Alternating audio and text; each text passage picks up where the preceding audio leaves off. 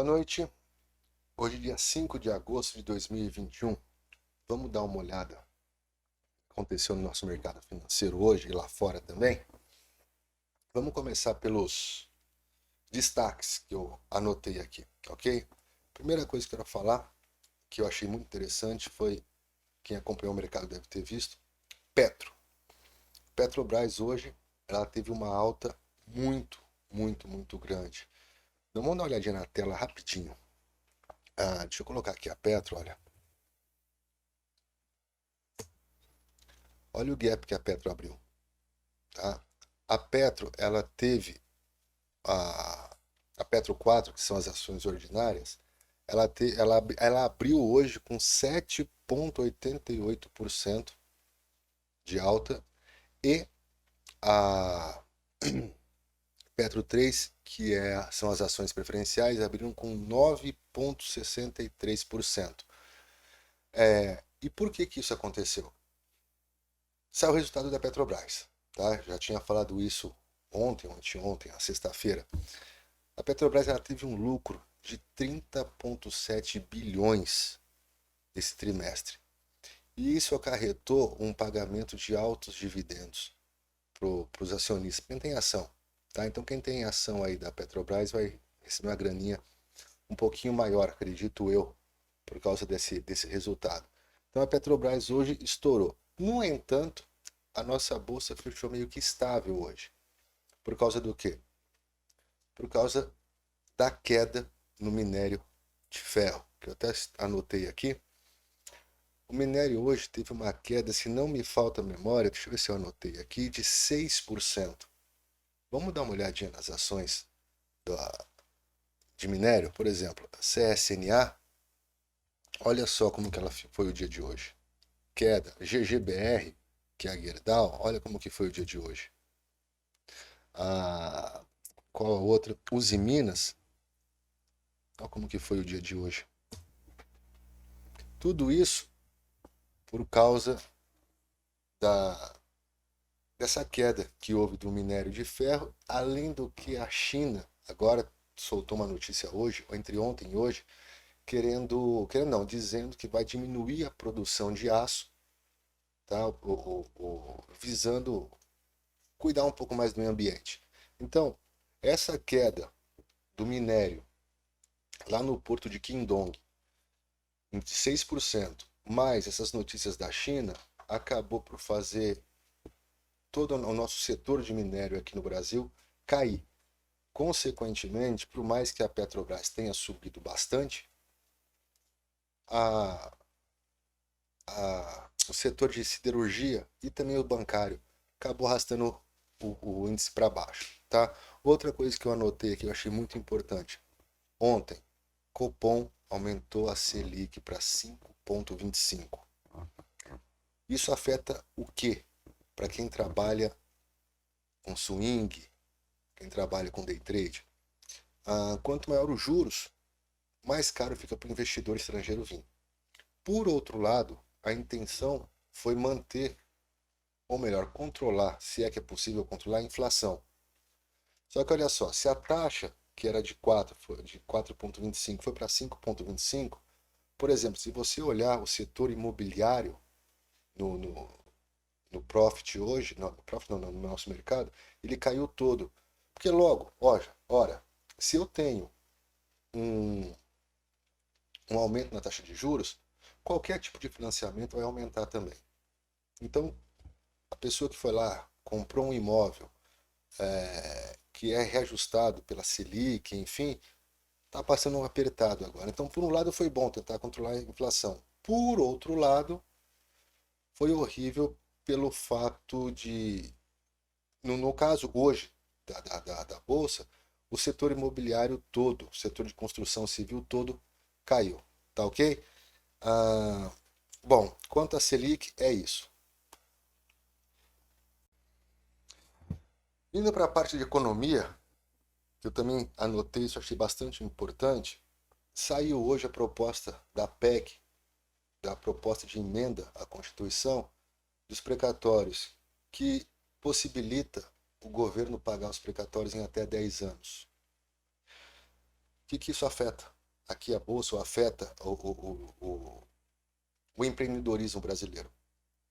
Existe também, né, foi aprovado também um novo modelo de refis. Refis é o refinanciamento das dívidas das empresas privadas, tá? Nesse novo modelo, está previsto que as empresas devedoras podem saldar suas dívidas ou abater suas dívidas, diminuir suas dívidas com os precatórios. Ora, se a minha empresa deve para a sua, eu pago você com precatório do governo e o governo tem 10 anos para pagar você, isso vai virar um caos. Eu acho que isso foi também um dos motivos que fez a nossa bolsa destoar do mercado lá de fora, dos Estados Unidos, que cresceu não, que subiu bem, subiu na normalidade, nós que destoamos um pouquinho. Então isso é muito, ao meu ponto de vista, muito prejudicial para a economia privada em geral no Brasil. Tá ok? E por último que eu anotei aqui também foi questões políticas. Essa briga que está existindo hoje foi um dia, vamos dizer assim, estressante. Não sou partidário de ninguém, não concordo com ninguém, não defendo ninguém, não incrimino ninguém, simplesmente estou passando o que eu vi hoje. Essa briga do presidente Bolsonaro com o STF, suas investigações de CPI, de vacina, o presidente Bolsonaro, se eu não me engano, está até aqui, ó, a expressão que ele usou, falando, pelo menos ao que deu a entender na notícia, se dirigindo ao ministro Alexandre de Moraes do STF, que o tempo dele está chegando, para essa questão de investigar sobre possibilidade, sobre fraude das urnas eletrônicas ou não, a necessidade de voto impresso, essa talvez pressão que está existindo por parte do executivo de fazer o voto impresso, e no sentido até de falar que às vezes, se não for o voto impresso, não vai ter eleição, enfim. Repito, não estou defendendo ninguém nem julgando ninguém, eu estou dizendo o que eu vi. Isso também impactou bastante a nossa bolsa. Então, os destaques que eu queria colocar, vamos dizer assim, entre aspas, como notícia: a Petro subiu bonito pra caramba hoje por causa do resultado de 30,7 bilhões. Siderurgia caiu pra caramba por causa da queda do minério em cerca de 6% lá no porto de Qingdong, da China. Além do que a China também falou que pretende diminuir a produção de aço, visando uma melhoria no meio ambiente. A Selic de 4,25 aumentou em 1 ponto para 5,25 e existem vozes de até 2, 3 meses para frente chegar a 7% a taxa Selic.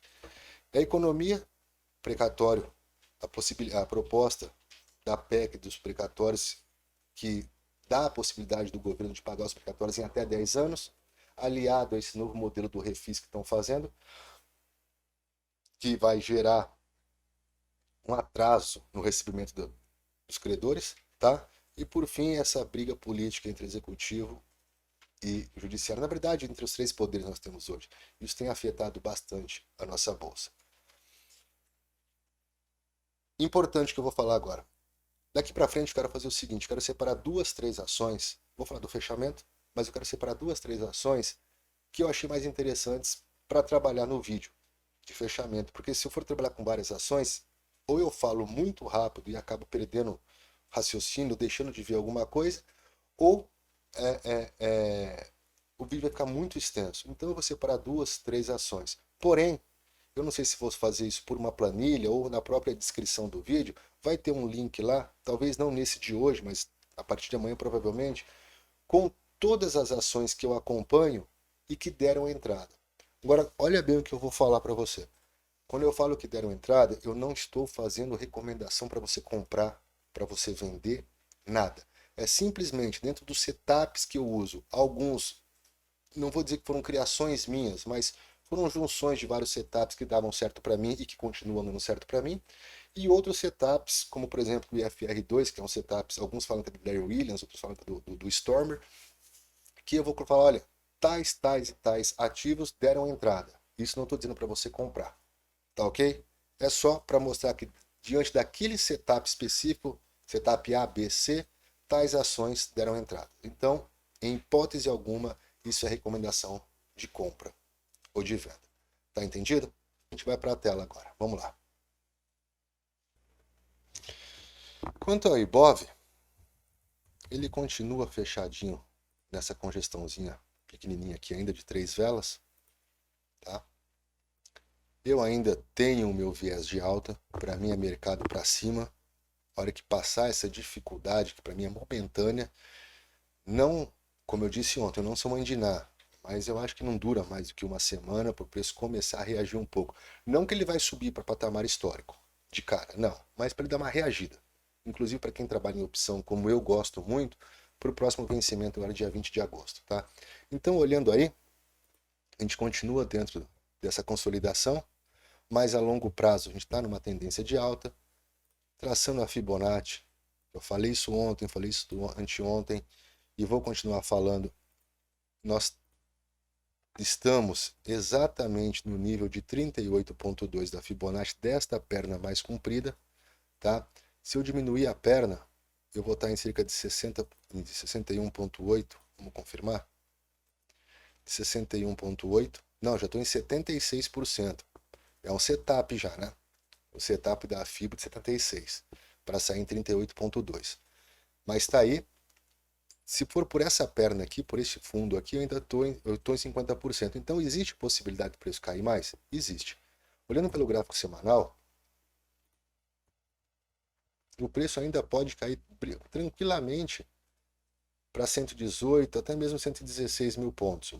Não é algo que eu acredite no momento, mas que ele pode cair se ele quiser. O preço é soberano, ele faz o que ele quiser. Tá ok? Então, o Ibov foi isso.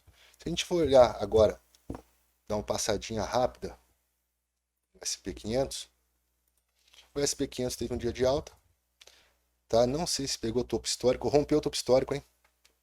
Deixa eu confirmar para não falar besteira. Não, é isso mesmo. Topo histórico estava em 44,26. Hoje a máxima foi 42, 44,26 e 50. Subiu 0,5. Mas é um topo histórico, não deixa de ser um recorde. Então o mercado americano continua subindo, tá? Mesmo com aquelas ideias da China não sei se vocês estão sabendo ou não, a China está querendo tarifar, ou melhor, tirar alguns benefícios das empresas que produzem games, jogos de computador na China, porque diz que isso até foi uma postagem que foi colocada vamos dizer assim, na intranet chinesa e depois foi tirada do ar, chamando as empresas que fazem videogame de uma forma de ópio, que viciam as crianças, enfim. Então, são duas empresas, uma é Tencent, alguma coisa assim o nome da empresa, e a outra é Tainet, alguma coisa assim também, que faz jogos de computador. Então, eles estão querendo tarifar isso, e isso fez essas ações caírem. Mas mesmo assim, o americano subiu, tá? E nós, para variar, estamos caindo. Feito isso, deixa eu ver aqui, vamos dar uma olhadinha nas commodities que nós temos. Começar pelo boi gordo. Boi gordo continua na mesma, tá? Tá uma consolidação, ele não sabe o que faz aqui ainda. Possível setup aqui seria o Didi, um rompimento para cima, tá? Uma vela de força, como eu falei isso ontem. Então, não tem o que fazer, tem que aguardar. No gráfico semanal, o preço também está consolidado e não tá, já até passou para baixo da média de 21, né? Um pouco mais de atenção aqui, não sai operando aí o boi gordo de graça, não. Tá ok? Depois do boi gordo, vamos para a soja. O que a gente tem da soja? A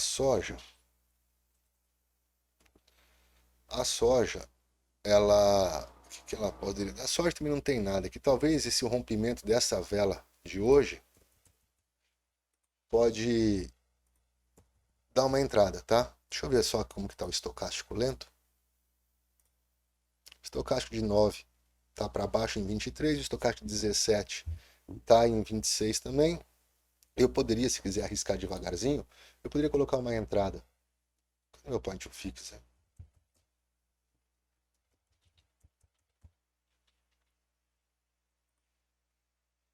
Tá aqui, olha. Eu posso colocar uma entrada. Desculpa, a gente tive um atrapalho aqui. Enfim, voltando. A soja, quem quiser tentar, não estou dizendo que é interessante, mesmo porque, olha só, pelo leque, o leque ele está bagunçado as médias, olha. O preço já está, ele só está por cima da média de 144, da de 200 e de 305, as outras já está para baixo. Então, se quiser entrar aqui, entra devagar. tá? Porque olha como que tá bagunçado. Tem uma linha de tendência de alta que já foi rompida. Por outro lado, tem essa linha de tendência de queda aqui. Se eu for olhar para analisar pura e simplesmente price action aqui, eu tenho isso aqui, olha, o preço rompeu, ele pode fazer isso cair, tá? Agora, se eu quiser trabalhar um pouquinho de volatilidade, pegar movimentos curtos, eu posso pensar assim no rompimento dessa vela amanhã, meu stop aqui embaixo para buscar 61% desse movimento aqui para cima, por volta de 29,93, tá? Mas muita cautela na soja, muita cautela mesmo, que não é porque deu uma vela de alta, que no caso foi um engolfo, além de ser um engolfo, foi um rompimento de um inside bar, que tá tudo bonito, tá? Que tá tudo perfeito. Não, tem que analisar bastante coisa assim. A gente não pode ficar só nisso. Porque se for para analisar só price action, nesse caso, eu teria que esperar o rompimento aqui embaixo, olha, por volta de 28,80 e pensar numa queda para vir buscar este nível aqui depois. Tá ok? Soja, milho. O milho foi bonito, né? O milho, sim, talvez está dando uma possibilidade de entrada aí, né? Olha só. Se eu pegar a perninha mais curta, que é essa perna após o gap, eu estou em 61% da Fibonacci. Além disso, eu tive esse engolfo de alta lindo, maravilhoso. Eu tive bastante volume no dia de hoje. O estocástico lento de 9 está lá embaixo, querendo virar para cima, porque já rompeu a máxima da vela anterior. O estocástico lento de 17 está num nível razoável, tá? Volatilidade baixa, tá lindo para comprar isso. O leque, olha só que bonito, tá tudo apontando para cima. Assim, as médias estão alinhadas. Tá ok? O que mais que eu tenho aqui? Ah, Didi. Olha só, o Didi tá dando um sinalzinho de leve, mas tá dando um sinalzinho aqui, ó. Se esse sinalzinho fosse mais próximo dessa linha zero, que é a média de 8, né? Seria mais interessante. Mas tá dando um sinalzinho sim. E se o ADX virar um pouquinho aqui para cima, no dia de amanhã, algo assim, deixa eu colocar preto, algo assim, pode ser que a gente pegue uma tendência de alta aí para vir buscar aqui em cima, em 103, tá? Então quem quiser entrar aí, não é recomendação, é só uma ideia, tá? Poderia pensar em entrar no rompimento da máxima com saída parcial lá por volta de 100, tá ok? Que mais? Ah, o café agora. O café eu brinquei ontem e para mim, a hora que romper ele vai subir bonito. Fibonacci, nível de 61%. Ontem eu havia falado que deixou uma vela, que foi um inside bar, opa, que foi um inside bar, e hoje deixou outro inside bar, o rompimento aqui, opa, o rompimento, mas que coisa, né? O rompimento aqui, o stop aqui embaixo, eu vou falar para você, olha, dá para arriscar não só os 61%, mas até 200%. Por quê? Porque por mais que a gente tenha traçado a Fibonacci deste ponto a este ponto, e o preço está em 66, caso a gente entendamos isso aqui como uma perna e traçar uma Fibonacci nessa perna, o preço pode voltar por volta aqui de 235. Então tem espaço para correr, tem bastante espaço para correr. Olha lá, por volta de 200%, tá? Não estou dizendo para entrar, é só uma ideia. Agora as duas ações que me chamaram a atenção hoje. Primeiro, a Usiminas, vamos dar uma olhadinha na Usiminas, que é o setor de siderurgia, né? A Usiminas, estou com esse cenário aqui, para mim está me chamando a atenção isso. Eu estou num canal de alta, tá? Que já foi rompida essa congestão, foi rompida ontem, eu havia falado disso. Só que olha o dia de hoje, por causa dessa queda do minério. Que setup que é esse aqui? Pode ser One Punch? Não, não é One Punch. Mas pode ser uma parede de proteção? Pode ser uma parede de proteção, sim. O preço, vou pegar por aqui. O preço rompeu suporte, uma vela de força, deixou em sequência uma vela de contração, que é um inside bar. Essa vela de contração está pressionada. Quando o preço expande e depois ele volta, essa volta, ou seja, essa vela de contração que a gente teve no dia de hoje, é uma vela que está cheia de negócio dentro, estourando de compra e de venda, de compra e de venda. Para onde ela estourar, para onde ela romper, a tendência, não é 100% das vezes, nada funciona 100% das vezes, é ela romper, na minha ideia, romper para cima e fazer a mesma movimentação de ontem. Não no mesmo dia, mas eu vejo isso aqui possivelmente acontecendo na, na Uzi Minas. Vim buscar aqui, ó, R$ 23. Tá? Não é da noite para o dia. Não, não é, porque o nosso mercado em geral está em queda. Então, mas eu vejo isso plenamente possível. Além disso, vamos olhar os indicadores. Olha, o que eu tenho de volume? O volume de ontem foi lindo. O volume da vela de contração hoje já caiu bastante. Isso demonstra a pressão que está nessa vela. Quanto aos osciladores, indicadores osciladores, como o IFR estocástico, eles estão sobrecomprados. Sobrecomprados? Estão quase sobrecomprados. Mas por que isso? Está uma tendência clara de alta, um canal claro de alta. Não tenho o que dizer isso. Inclusive está em topo de canal. Só que esse padrão gráfico aqui ele é muito forte. Ele é muito forte. Leque, também não tenho o que dizer. 9, 21, 34, 72, 144, 200 e a 305 aqui embaixo. Deixa eu ver as Bollingers. Ah, que legal as Bollingers. Olha só. Isso aqui o Didi ensina muito.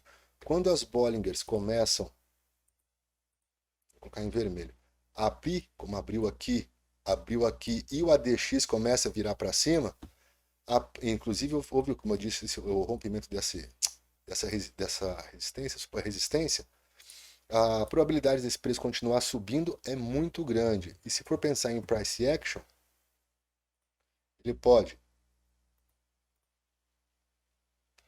Tá vendo? Tá nesse nível aqui, né? Olha o preço, ó. Tá exatamente no topo. Ele pode vir tentar buscar aqui em cima 23,78. Ponto importante. Talvez ainda para esse vencimento. Será que não dá para arriscar uma travinha de alta aí, tipo com 21,5, com 22,5 ou 22 com 23? Não vou fazer isso agora porque eu não quero recomendar valores, que eu não sou analista ainda,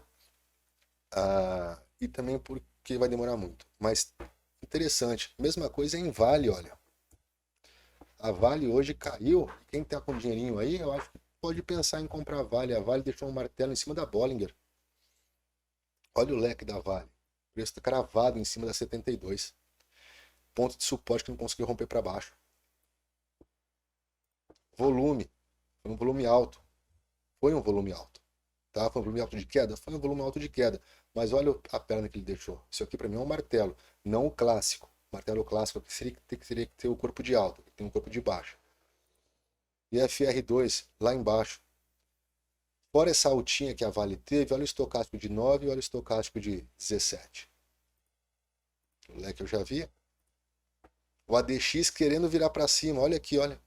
Inclusive em 21, próximo dos 30. Então eu acho que aqui tá lindo para quem quiser comprar e começar a fazer venda coberta, quem quiser manter aí um tempo essas ações na carteira. E talvez, para fazer um troquinho rápido, fazer uma trava de alta aqui com call, aí pegar em 112 com 114, ou 115 com 117, achando, são 20 dias, 2 semanas e meia que nós temos ainda pela frente. Né? Então, tem tempo. Não é recomendação, é só uma ideia. E a terceira ação que eu separei foi a Magazine Luiza. Tá? Não que são as mais importantes em relação àquele relatório que eu quero deixar. Não, é que achei por bem separá-las. Tá? Eu escolhi a Magazine Luiza. E escolhi, pronto. O que eu tenho na Magazine Luiza? Primeira coisa que eu vou traçar aqui. Eu estou vendo que o mercado não está muito bonito.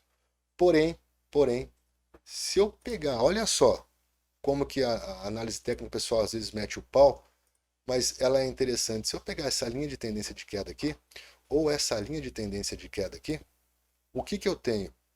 Isso aqui foi rompido e aqui também já foi rompido.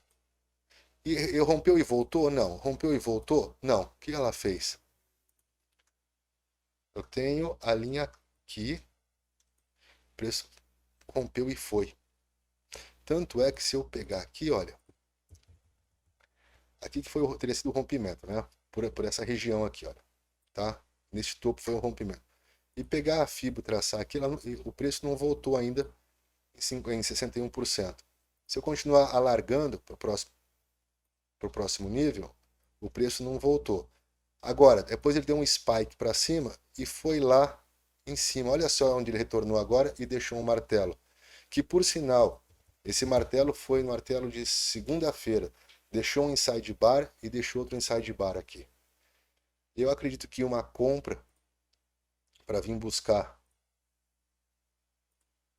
ou 38,2 ou 38,2 ou até mesmo um tradezinho curto para vir buscar 50% no rompimento dessa máxima da vela de hoje, talvez seja bem plausível. Entrada aqui, stop aqui embaixo, tá? E ficaria como, para ter um índice de acerto muito grande, eu marcaria 61% deste movimento aqui, olha. 61%, olha só onde 61% bateria, exatamente, olha a confluência de fatores. 61% deste movimento é exatamente 50%, o nível de 50% dessa pernada toda, tá? Então, digo até eu, talvez pensaria até em colocar o meu stop, meu alvo, aqui em 100%, em 21,87, tá? Muita coisa interessante para a Magazine Luiza. Vendo isso também, olha só, vamos ver como que está o volume. O volume de hoje foi lindo. E a FR2 estava lá embaixo, já virou, já teria dado entrada, teria feito um gain. Teria feito gain aqui. Teria sido um 0 a 0. Estocástico de 9 virando para cima. Estocástico de 17 cravado em 8 lá embaixo. Está muito baixo já o preço. A volatilidade baixa, tá? O leque está meio neutro, né? Porque eu tenho... O preço está no meio das médias. Está tocando agora de 305. Então segurar um pouco. Pensar se for trabalhar com média não seria o momento certo. O que mais que eu tenho aqui?